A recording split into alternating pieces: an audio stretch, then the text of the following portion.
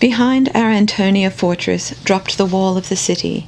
It happened that once, descending the slope, I turned aside from the regular path, and was startled and terrified by the sight which my eyes encountered. I heard at first a tinkling of bells, as though sheep and cattle were browsing about me. But I soon observed that the bells or clappers were carried by human beings, who maintained a continuous crying as they walked. "Tama, Tama," they cried, which, as I later found out, signifies in their language, "unclean, unclean." I was about to approach one of those figures to discover the significance of this curious behavior, but one man who was repeating the cry stopped me. I asked him what was toward, but before he could answer, there began to stream past us hordes of cripples, the halt and the blind. They fled in a panic, some of them crawling on all fours, others holding up broken limbs, still others being carried or else dragged along on wooden sleds. The blind tapped the ground before them with their sticks and screamed helplessly to be led away. In their frenzy, they ran around in circles, and there was no one to set them on the path, for all those that could see and move were fleeing as from a pestilence. I held on to my man, and with the utmost difficulty managed to obtain from him an account of what was happening. It appeared that this extraordinary disturbance had to do with a small natural spring whose waters issued to the surface near the summit of the slope. The people believed that from time to time an angel appeared and smote the waters, and anyone who could then draw near and throw himself into the spring as it gushed up would be healed of his sickness. Until that day the spring had been the natural resort of the sick and the cripples of the city, but now the lepers, who were kept outside the walls in the valley of the Kidron, had burst through the cordon of chains, swept up the hill, and occupied the spring. Hence the mad flight of the crippled and the sick. In spite of the throng bearing against me, I drew nearer the spring, running the danger of infection, and I saw, rolling about in the thick, splashing mud, the last remnants of human beings, creatures on whose skeletons the flapping flesh hung loose like filthy rags on the bodies of beggars. Men and women of all ages, children too, fighting desperately with the stumps of their limbs for a place in the mud, which they lifted up as best they could and spread on the raw and gaping flesh. I turned and ran. I could bear the sight no longer. The air was poisoned with the stench of putrefying human flesh. So it was. On the heights, Jerusalem shone to the heavens with its golden temple, its high priests, its aristocracy, and its towers, but down below it was rotten with poverty and decay. Wherever one turned in those alleys, one encountered beggars, cripples, outcasts from every corner of the land. One needed only to catch a glimpse of the lower city, of the filthy tangle of streets around the wall, in the vale of Hinnom and by the waters of Siloah. One needed only to explore the region in the valley of the Kidron, at the foot of the Mount of Olives, and see the gutters where the lowest servitors of the priestly clan washed the hides of the sacrificed animals, or pass by the midden mounds where the poorest of the poor scraped desperately in the refuse. One had to see all this, and then to reflect on the life of the wealthy contractors who farmed the taxes, on the palaces of the priestly aristocracy in the upper city, on the pleasure gardens which they had laid out on the Mount of Olives and in the new quarters.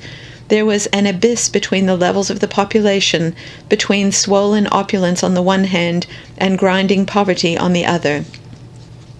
Moreover, the city swarmed with tax and tithe collectors, big and little. There seemed to be no end to the varieties of tribute exacted from the poor. The chosen people, living in its own land, had been compared to an ass which patiently carries a double burden for its own and for alien masters. There were, first, the levies due to us, the Roman rulers. We had, together with the mastery over the province, taken over the taxation system of the Jewish princes and tetrarchs in its entirety, and we saw no reason for diminishing by a hair's weight the exactions which had been instituted by the native princes. We collected head tax and water tax, excises on food produce, meat, salt and bread, and road tolls. On top of these we demanded and obtained special levies from each city separately. Then followed a series of taxes on natural produce being taken to market, the Galilean farmer, the peasant of the valley of Jezreel, The vine grower of Sharon could not carry his basket of vegetables, fruit, or grain to market before he had given the Roman his dues. At every ford and crossroads stood the booths of the tax-gatherers. All this was payment to Rome, and when that was done, there began the series of religious exactions, the temple tax, the first and second tithes for the priesthood, redemption of the firstborn, sending of first fruits, and the like. The state tributes were farmed out to special contractors, who maintained gigantic staffs of collectors. These were to be seen everywhere with their staves, their knotted cords, and their lead-weighted sacks, at their task of harassing and squeezing the people. Woe to the farmer who fell in arrears! They took away his last cow, his last ass, his vineyard and field, and often enough he was thrown into prison. Farmers were seldom sold as slaves. Jews would not buy Jewish slaves because of the queer laws governing their possession. The fact was that their slaves retained practically all the rights of free men. To begin with, the term of slavery terminated automatically at the end of 7 years, even when the purchase had been for life. The purchase, moreover, extended to the slave's labor, but not to his person, so that he was, in effect, nothing more than a day laborer. What Jew, under these conditions, wanted to acquire a Jewish slave? There was a folk saying which ran, "He who buys a slave buys a master over himself." This situation, as may easily be seen, aggravated the problem of poverty.